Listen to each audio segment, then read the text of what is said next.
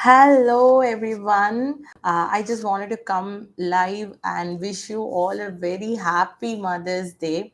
So, this Mother's Day, this is going to be very special because, there are a lot of people inside my Instagram community and in my YouTube subscribers.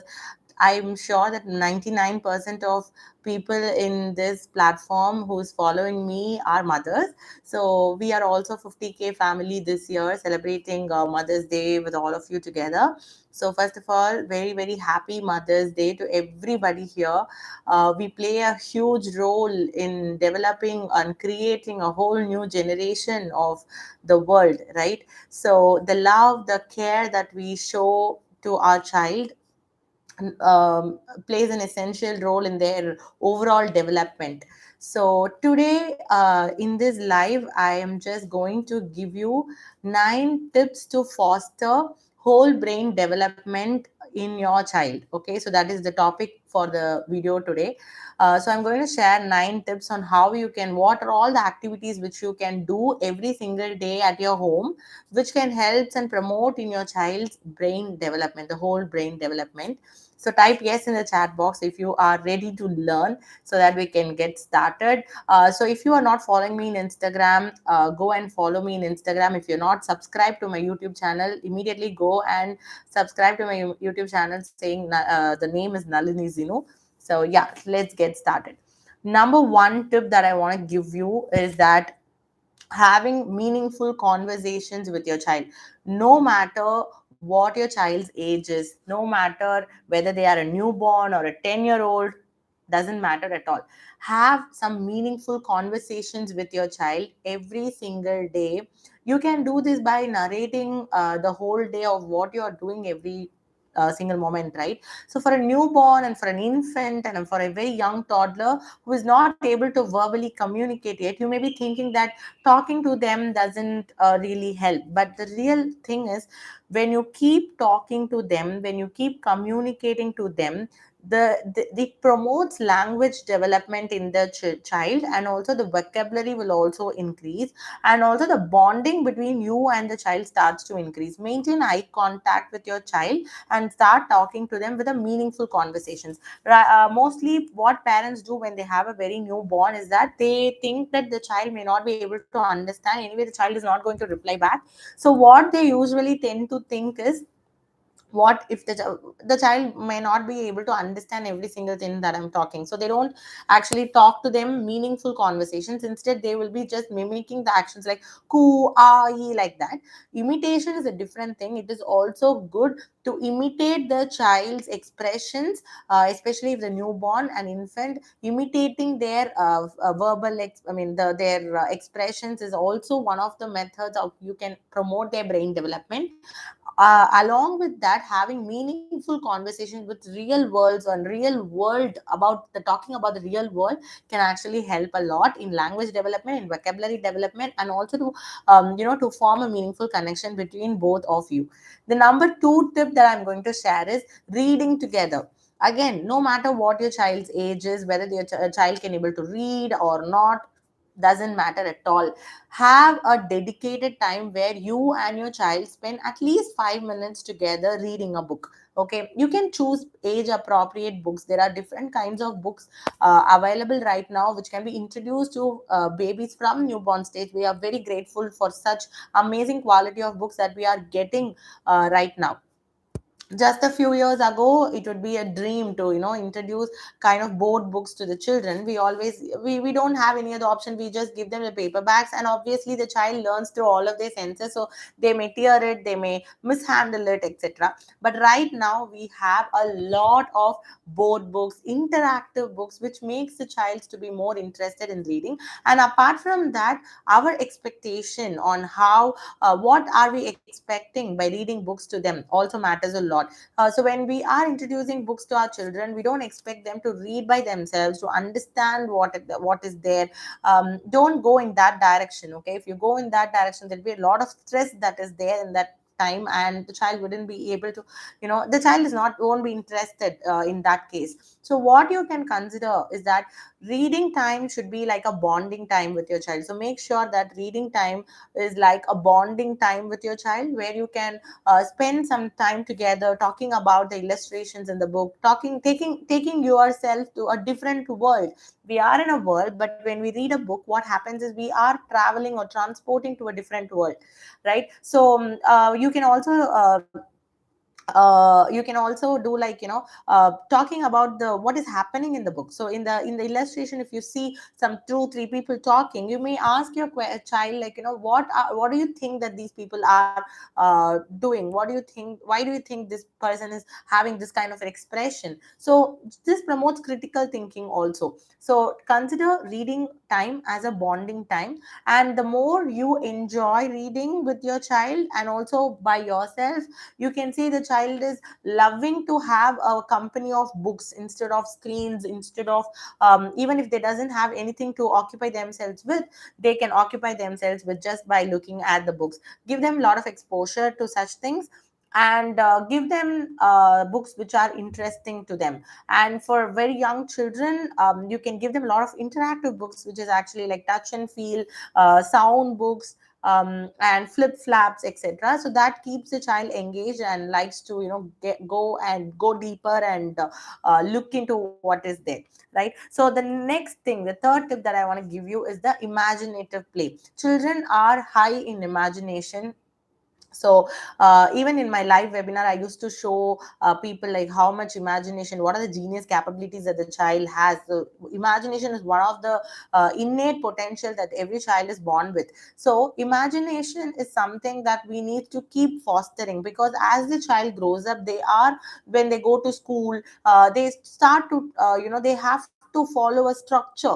They have to follow a structure, they have to follow a routine, they have some systematic things that is happening. So everywhere the world is full of structure, full of knowledge, full of logics.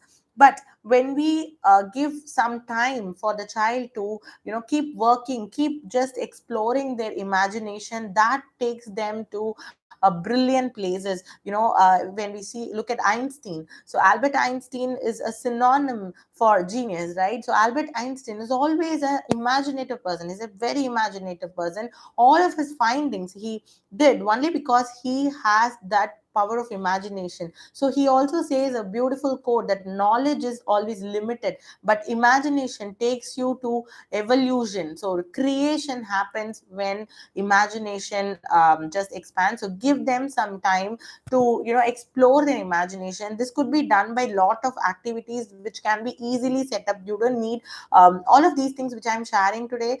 You don't need to invest in goodies and everything. It is not, investing in so many things. It is just about investing your time in learning something very essential to take your child's growth in a proper way. And also when you know that, you will be able to invest in things which really matters to your child. So when it comes to imaginative play, depending on the child's age, you can give them pretend play. So for pretend play also, you don't need to have that kind of fancy ice cream sets or kitchen sets, etc. You just can, the child can just be imaginative, and they can use the things available at their home. So you don't even have to, think a lot about it. Just placing few materials available at home, if you just keep it to the child will do all the work. The child will be able to, think about things which we don't usually think.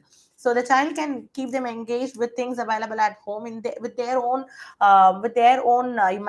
imagination. So that is one thing. And you can also give them creative works like painting, art, music, etc. So their imagination just gets expanded. So when they do pretend plays like a doctor or a shopkeeper or a teacher, all of these things helps them in developing their imagination skills. So that is one of the tips I wanted to give you. So for all of you who just joined here, it is about the tomorrow being Mother's Day. I just wanted to come and say hi here, and also I wanted to share 9 tips in fostering the whole brain development in your children. So we have just seen 3 tips so far, and stay till the end to continue learning all the 9 tips. Okay. So the number 4 thing is that sensory experiences, giving them sensory experiences. So children, that is babies, they learn through all of the senses. So we have 5 physical senses, which is visual, hearing, tasting, touching, and smelling. So these are the physical senses that we have, and babies want to explore all of their five senses in order to learn about any object or anything. For example, if this is a pen. Okay, this is a pen. We know this is a pen. If you present this object to a child, all that they want to do is they want to learn every single details about this object. Okay, for them, this is an object that they have to learn about it. So how do they learn about a particular object? Is that they first see it.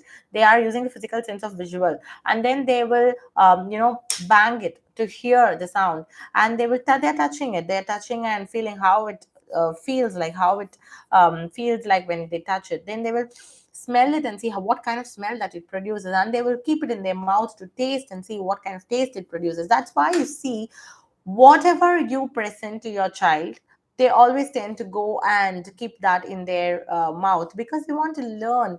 Mouth is only the sense that we are actually observing, but they are doing all the other senses also: looking, touching, banging, hearing, smelling, and then mouthing. So all of these things happens within a short span of time, right? So because that is how the baby learns the environment. So giving them appropriate sensory experiences is very much needed for this child's brain, a healthy brain development during the early years. So that is why we give them a lot of sensory experiences, like for example, giving them water play, let them the sensory experiences means that the child can use more of the senses very easily and effortlessly. So we have to make sure that it is taste safe, and it is not causing any harm, but just giving them an exploration phase where they can go and explore all their senses in learning about the thing. So you can set up something like a water play where you just put some animal figurines or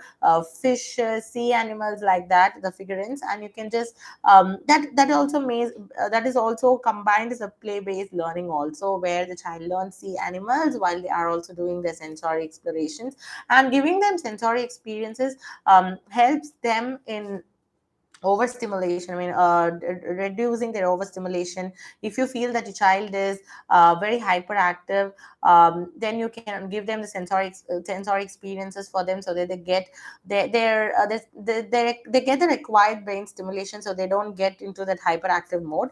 And it also gives you a sense of calmness. So if you feel that your child is having a lot of tantrum, if you feel that your child is very overstimulated, etc., so you can give them some kind of sensory experiences where they can just go and touch few things like play-doh, having a rice bin, or using painting, finger painting. All of these things are sensory experiences that you can give your child, so that it also acts as a calming thing for your child.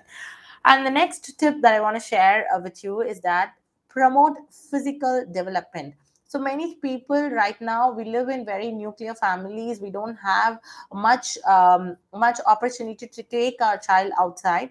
So what I would suggest is go at least for 1 hour or 2 hours physical play outside, connecting with the nature, connecting with the environment, and giving them the required physical stimulation that they require. Okay, for children, their physical development and the brain development is so rapid in the early years, so the child needs to have enough movement to uh, to to equate that, right? The child needs a lot of movement in the early years. So take them to a park, make it a routine that you take them to a park for at least 1 hour, where they can go and play in the swing, slide, and the monkey bars if it's available. So these kind of activities are something very essential for the children. We cannot skip it, because children needs a lot of movement. So when they go and move in their environment, when they get that enough movement, then the child will be able to focus when they want to sit and do something. For example,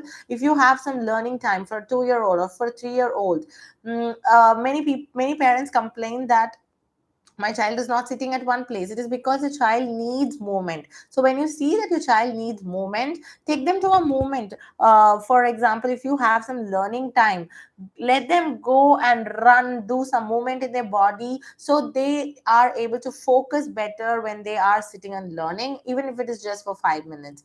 Okay, so make sure that physical development is also a priority, especially in the sedentary lifestyle that we are living right now. It is very, very important for us to include small physical activities that can help our child to grow physically, emotionally, and mentally. So all of these things are actually interconnected, right? So the live stream will be saved in my Instagram. Even if not, this is also simultaneously being telecasted in the YouTube channel. So Nalini Zino is my YouTube channel, so you can go and check it out there as well.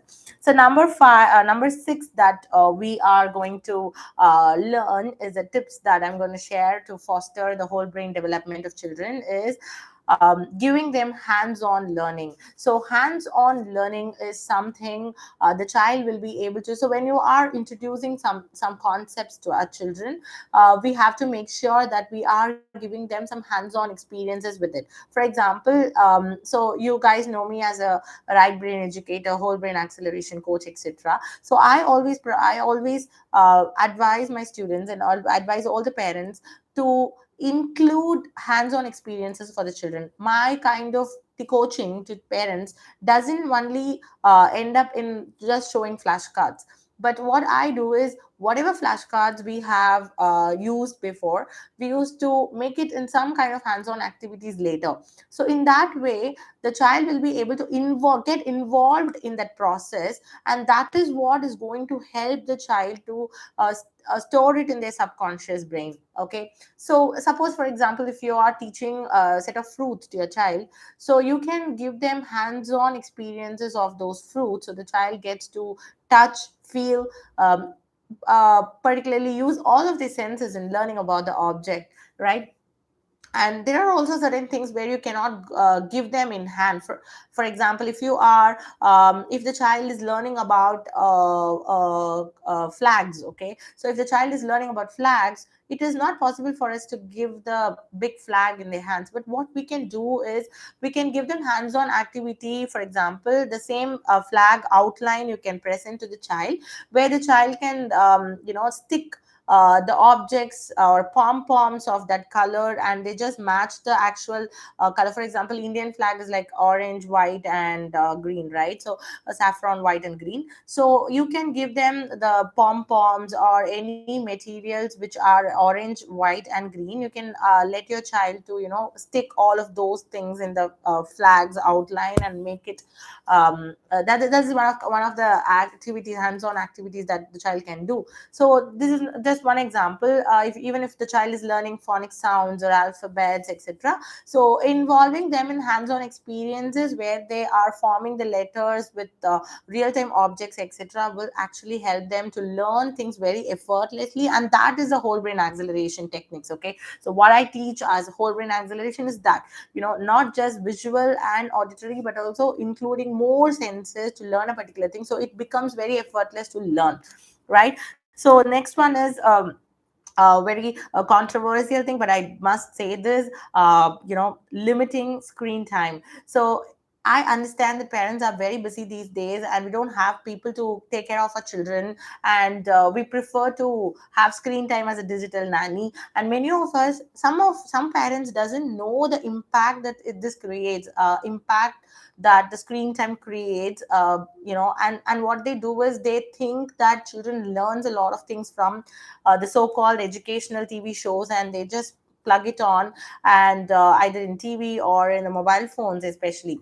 So it is very, very important for you to know that excessive screen time is actually doing a lot of harm than good.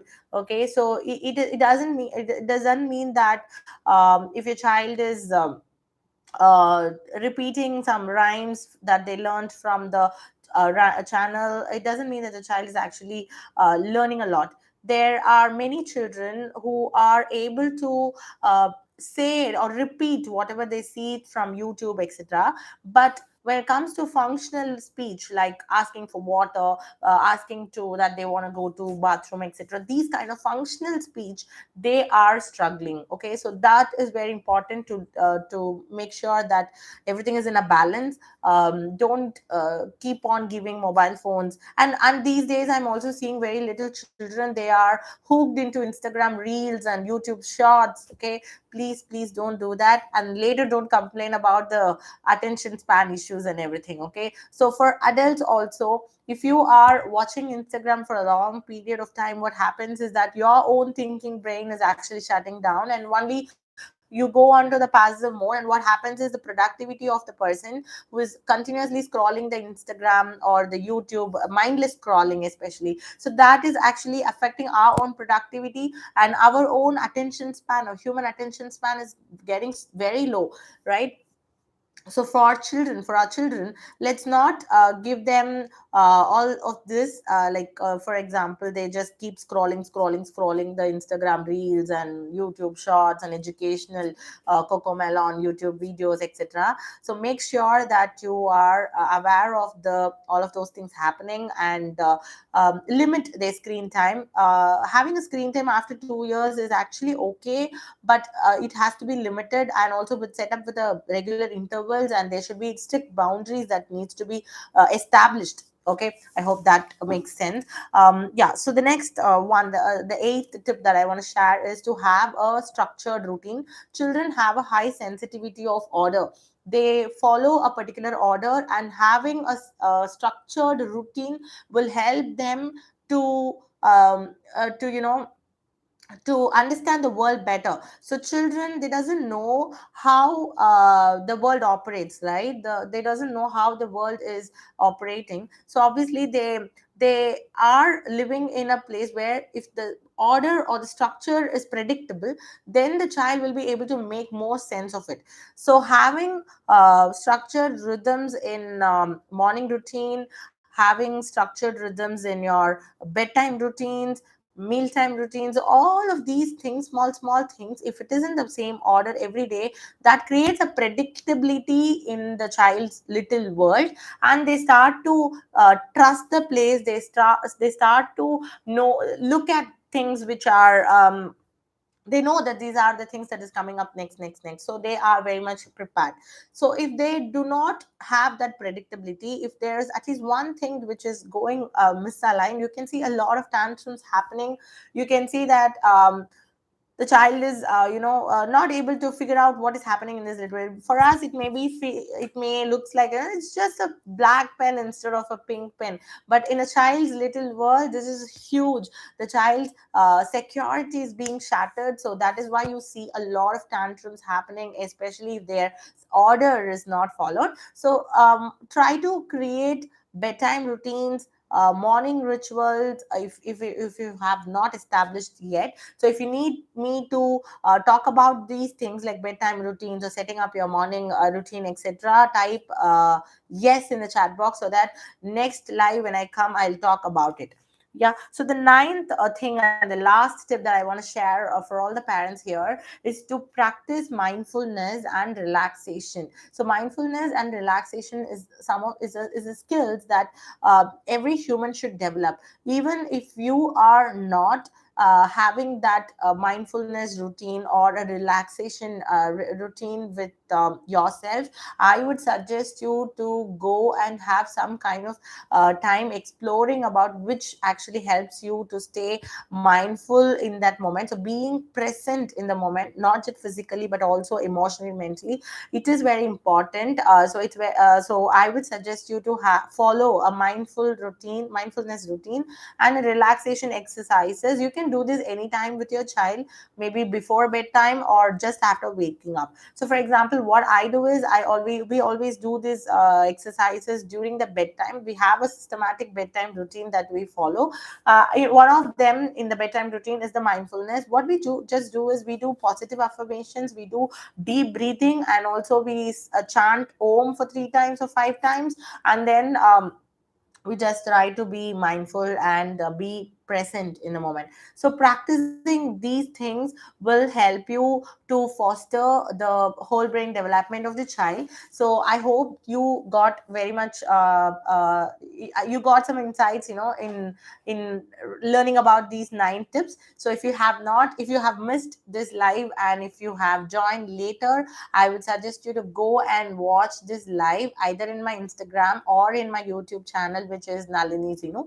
So go and tell me in the comment box, like, what are your key learnings from this particular live.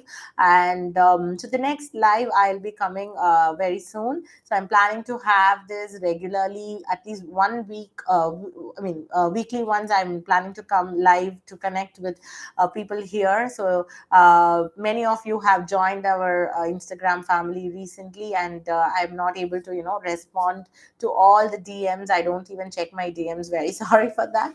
And one more thing is that we have our free live webinar on awaken your child's genius potential today at 5 p.m. So go and register if you have not registered yet. I'll put the link in my description, and also there is a story which I have shared where you get the link. So go and register for it. And today it's a special webinar because we have the Mother's Day tomorrow. And once again, to all the lovely mothers here, I know you are having a lot of struggle. Sometimes you enjoy motherhood and sometimes you hate motherhood. I've been there. I'm still, having the balance between both. So one piece of advice I would love to tell all the mothers who have joined here is that don't let yourself sink only in motherhood. So we are the creators of humans, which is only possible by us. So we are the creators of the world, right? We are the creators of the next generation. You have so much power. All the other things are just very easy. You are the creator yourself. So if you are the creator, just imagine the power that you have within you. So don't let the power just diminish just because you have become a mother. Make sure that you are taking some time for yourself to bring out the power in the most beautiful way. We are the most loving beings, right, in the world. So if you have an hobby which you missed to continue after you become a mother, pick that hobby and try to do it at least 5 minutes a day. If you have never spoken to your friends since a long time, go and call them up and talk to them at least for 10-15 minutes. Connect with them and relive those past memories. Don't forget it because you have just become a mother. And all the relationships, you have to make sure that it is all going good. It is not just the mother child relationship, but also the relationship with your spouse, with your parents, with your in-laws. Take care of all of that. There is no excuse that you have just become a mother and your complete duty is to take care of the child. It's about living your own life, your own taking the good care of yourself, so that you will be able to pass that on to the entire family. So I always say that we are very much gifted to become the mother. So because the entire family is relying on the mother, right? The women in the family, if they are not happy, I'm very sure the whole family will not be happy. So we have that power of influencing our own family. So make sure to enjoy the motherhood. So tomorrow, take some time to uh, do what you missed to do all these while after you become a mother. Relive your past so that you don't feel guilty, or you don't feel bad that you don't feel bad that you have missed all of this because you have become a mother. So make sure to try live that harmony. So I wish you all a peace, happy, health and harmony in your life. Happy Mother's Day. So if you're joining me today at 5 p.m. IST, I'll be teaching you 3 secrets to unlock your child's genius potential, and I'll meet you there. Bye bye.